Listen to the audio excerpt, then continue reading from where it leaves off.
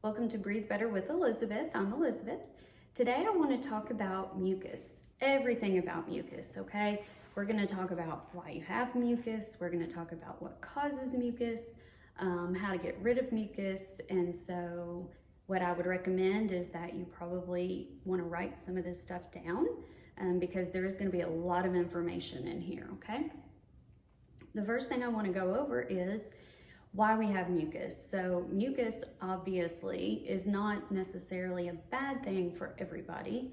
Mucus is our body's way of protecting us. So what it does is it's made so that when you breathe in certain harmful particles, the mucus is going to kind of catch it and keep it in there so that it does not get into your body. So mucus is actually important. The problem is that sometimes you make too much mucus, and if you have too much mucus, then it gets caught in your airways and it makes it hard to breathe. So, some of the things that trigger excess mucus are on here.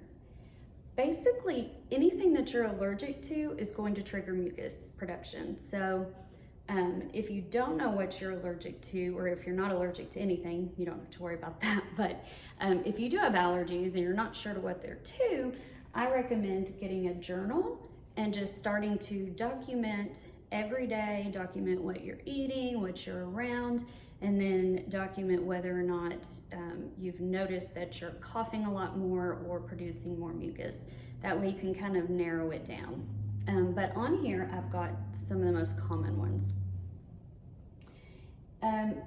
The natural allergens like pollen and ragweed, grass, these are huge triggers.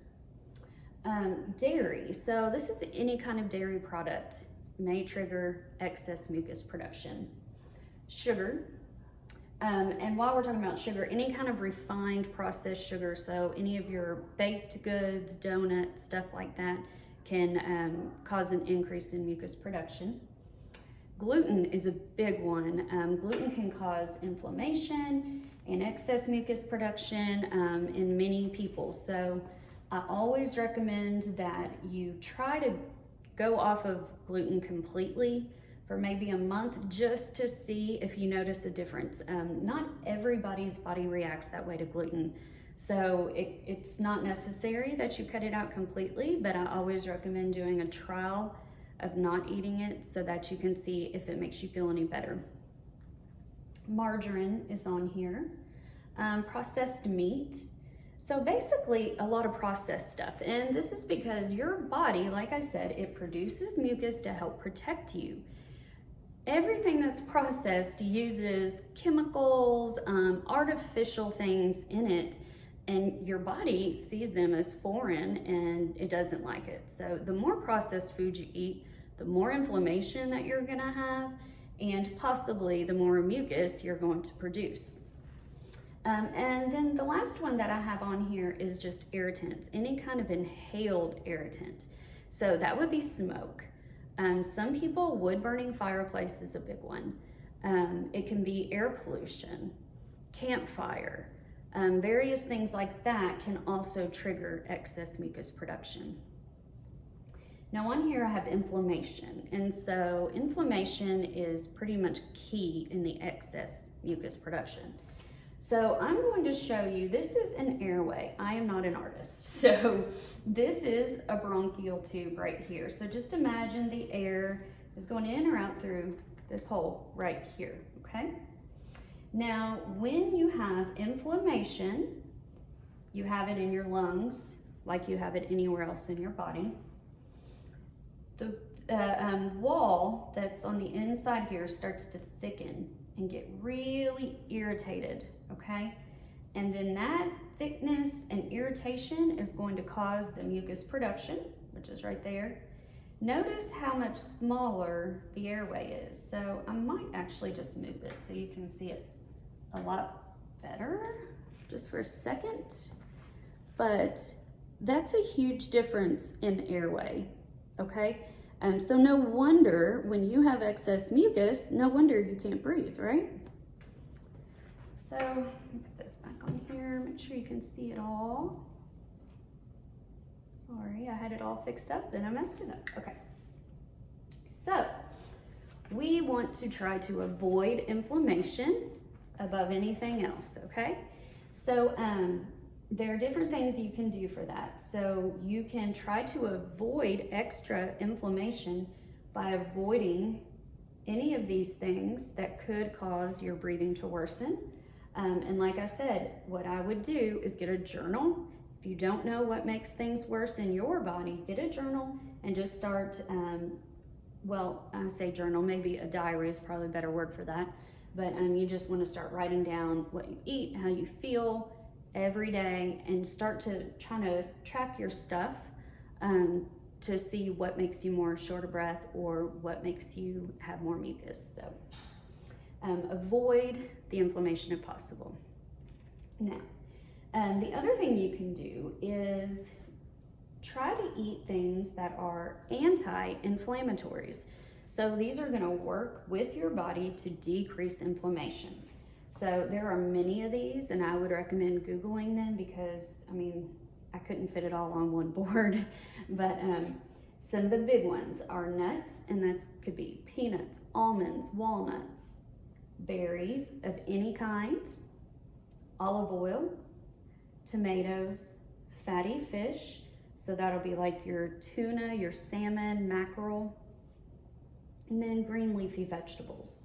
So lots of healthy stuff right here. And while we're talking about that, if you really want to decrease your shortness of breath and your mucus production and your inflammation in your body, a great way to do it is to follow a Mediterranean diet. This is gonna be a diet that's gonna have your fatty fish, use the olive oil to cook, and then just fruits and vegetables. So it's cutting out all of the processed stuff and then eating the healthy stuff, basically. So there's that. Now, other things that you can do on your own is you can wash your bedding in hot water once a week, dust and vacuum every day, especially if you have pets, because pet dander is a big one, so you can keep that under control. You can run an air purifier, especially if you don't want to run one in every room of your house, at least the room where you sleep.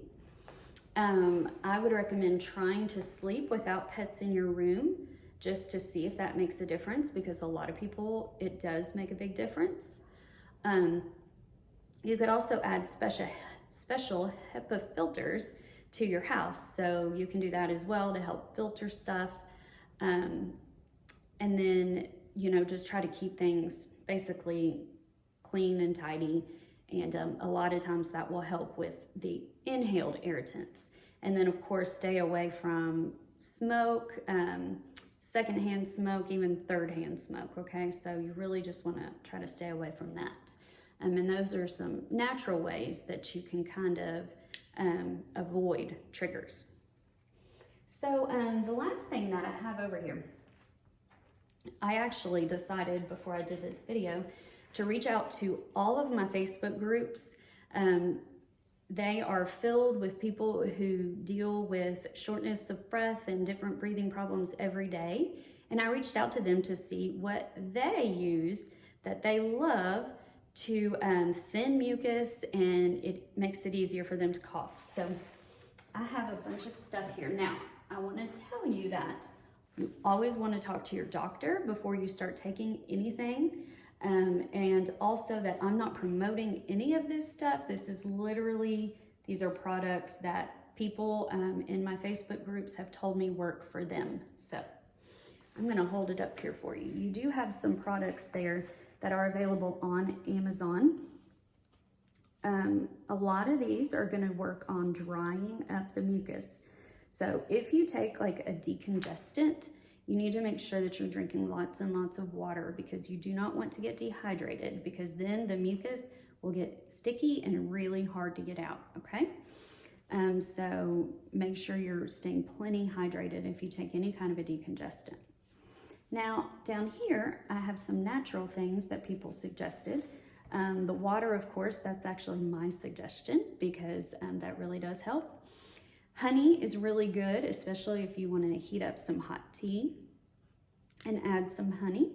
Mullein tea, mullein is an herb that helps as far as inflammation, and then it also helps you to thin the mucus and cough it out, so that's a good one. One of the remedies was boil albus oil in water and then just breathe it in like a steam therapy with the albus oil. One was hang fresh eucalyptus in the shower. I thought this was a genius idea. I'm so happy that someone decided to give me that pointer because although I haven't tried it, I can see that that would really, really help. So I really like that.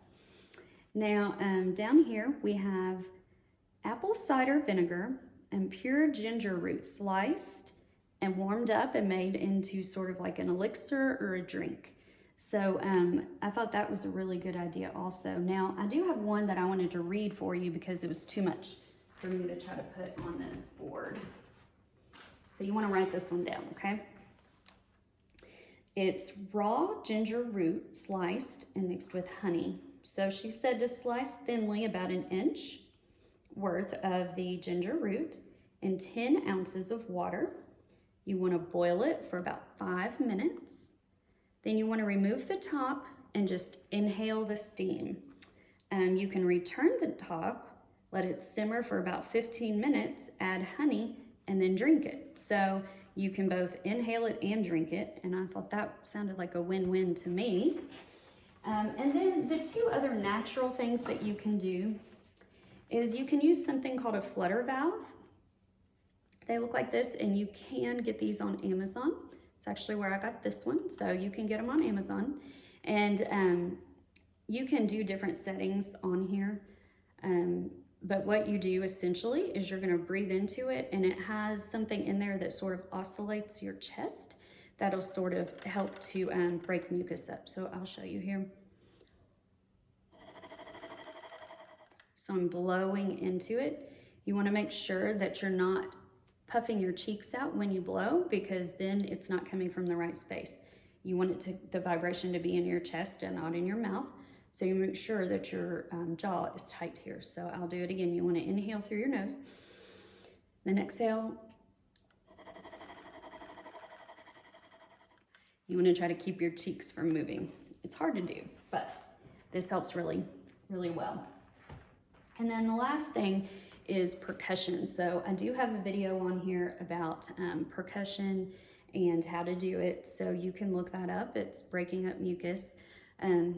But if you wanted to do a one-person percussion, you're gonna make a cup with your hand like this, and then you're just gonna pat yourself rhythmically, okay? So you just wanna do it, you can pat yourself like this, and you can kind of move it towards your bigger airway here as you do it.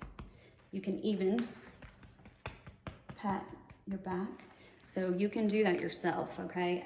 Do that if you can about 5 to 10 minutes, and then try to cough and see if it helps break anything up and see if it makes it easier to cough it out.